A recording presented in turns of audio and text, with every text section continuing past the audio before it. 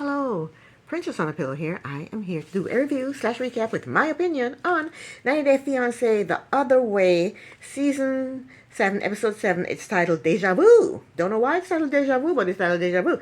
Now, I have my retainer in, so I probably won't be able to pronounce some words correctly, like normal anyway, without the retainers anyway.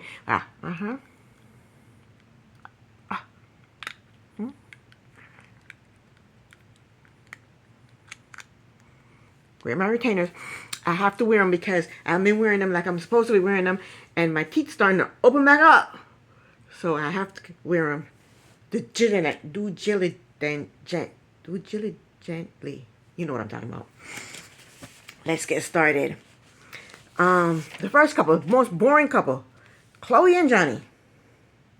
They didn't have much. Johnny goes off to work. Chloe told us that he asked her to stop sharing location, not to stop sharing his location with her, and she agreed. And I wonder why he doesn't want to share his location. I should just pop him out, right? And pop him back in afterwards. I can't be bothered. But let me tell you, nobody has ever asked me to share my location. Never, ever. I guess nobody cares where I am. So she has a friend she met at a bar a while back. And the friend came and picked her up. And so because she can't share location with Johnny, she decided she's going to spy on him. So her and her friend drove to where his boat is docked, and they climbed a tree to watch Johnny. And that was that. Next up, we have Pattaya and Dylan. Pattaya is packing to move to Australia to be with Dylan. She said his mother lived 5 minutes down the street, and that makes her nervous. Pattaya said 90% of her and Dylan's argument is about his mother. Damn, don't tell me Dylan is a mama's boy. I hate those. Mama's boys are the worst. Her and Dylan they're just like Jenny and Smith. Dylan's mother wants him to be with a younger woman so that she can have grandkids, so that the younger woman would be able to give her grandkids. Now, I have twin sons. They are 37 years old. I don't care who they're with, just as long as they're happy. That's it. End of. As long as you're happy. Pattaya goes to the airport. She got on the plane, and she's off to Australia. Next, we see Dylan on his way to the airport to pick up Pattaya.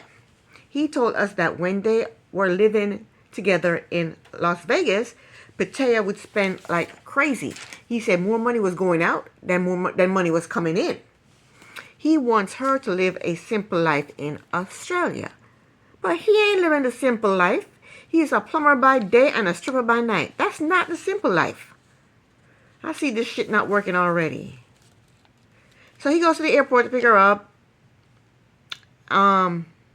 And he has a plant and a kangaroo. That's cute. When she greeted him, she licked his face. That's disgusting. She called them doggy kisses. He said the doggy kisses are a bit much. They were still at the airport doing their confessional, and she's already begging for a ring. She's desperate. They have been together for 12 years, off and on, and he hasn't married her yet. He's never going to marry her. He's never going to marry her. If he loved her and was going to marry her, he would have married her 12 years ago when she was young and could have kids. He ain't gonna marry that girl. Next up, Madeline and Luke. Madeline is at the apartment. She put Luke's suitcase outside the door and shred up the roses that he had given her. And threw them outside. Madeline said she gave Luke so much and he gives her nothing. Luke gives her an allowance. Luke pays the rent on the apartment that she's living in. Luke bought her that car she's driving while he's running around in Ubers. Luke bought the salon that she works in, and Luke bought her that damn dog. Everything Madeline has came from Luke. Madeline was practically homeless when she met Luke. I'm not a fan of either of them, but Madeline grinds my gears with her entitlement, the way she acts entitled. She acts like she had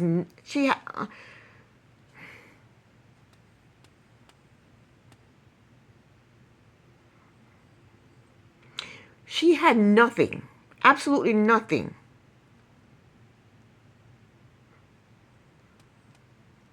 She had nothing before she met Luke, absolutely nothing. So the producer gave Luke a ride to the apartment. His suitcase met him at the door.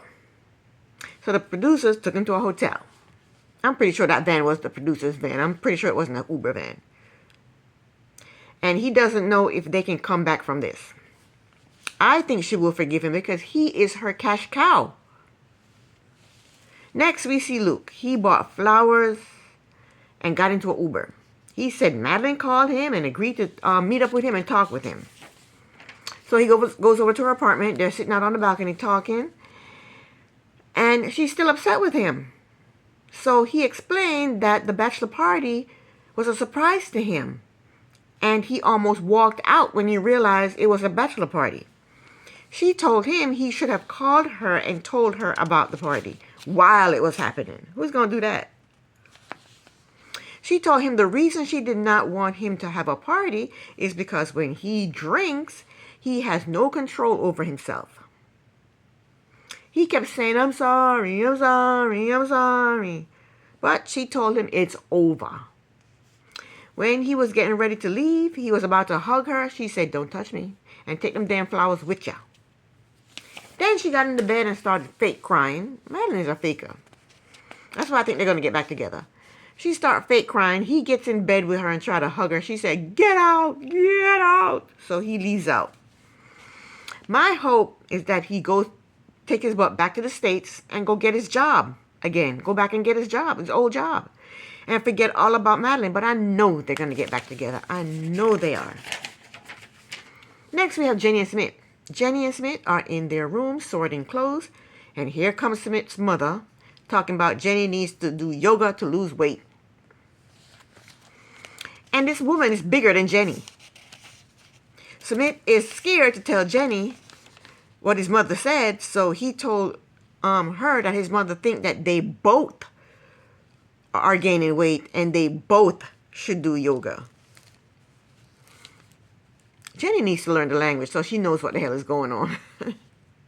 It's a shame. She's been there for 1,000 years and she still don't know how to speak the language. Jenny said, I don't appreciate her telling us we're getting fat. Smith said, look, she defended you. She is happy. She's supporting us. Don't make her mad. Just go do the damn yoga. Jenny said Smith's parents were yoga instructors.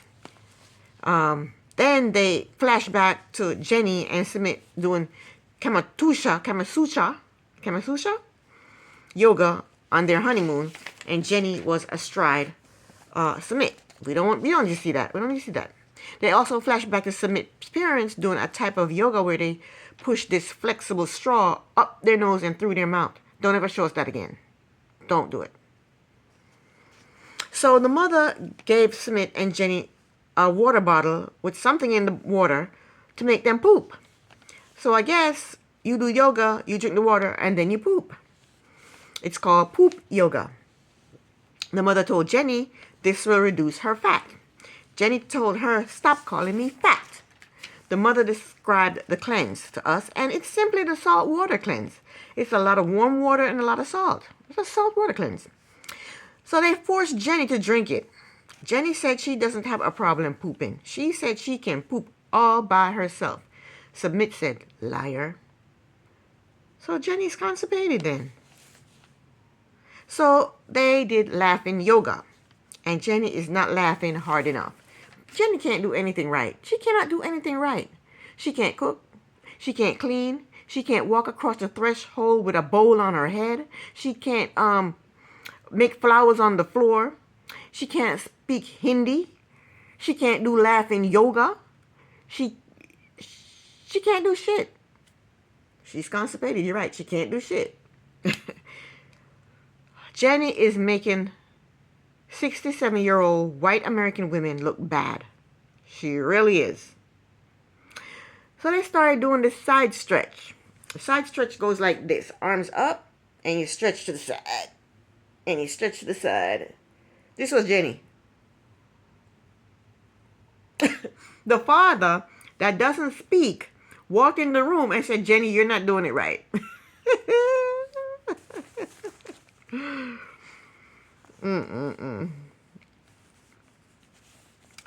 They tried to get her to straighten her arms, but Jenny couldn't do it. Jenny can't do shit. So after a while, Jenny gave up and went to poop. Last but not least, we have Mano and Anthony. I am so happy Anthony is finally learning how to speak French. Hallelujah, thank the Lord. He rented a car, and I don't know why he rented a car instead of buying a car. Why would you rent a car instead of buying a car? I don't know, I don't get it. I don't know how smart that was. So they are driving in the rented car when Mano told Anthony that she has a business idea and she has been working on a business plan. Mano has a friend who told her that she has to prioritize her personal life, but sometimes work comes first. Mano wants to get into fragrances. Anthony agreed with her idea, but he is worried that she is going back to the same old work, and ignore the family. Mano thinks she can balance work and the family life. But I like that Mano is thinking of ways to start a business and finance the family because they have no income coming in. What is Anthony doing? Anthony's not doing shit. Is he even looking for a job? He should have been looking for a job when he was in the States. He could have been online looking for a job in France. He wasn't doing that though. I don't even think he's looking for a job now. He's barely learning French right now.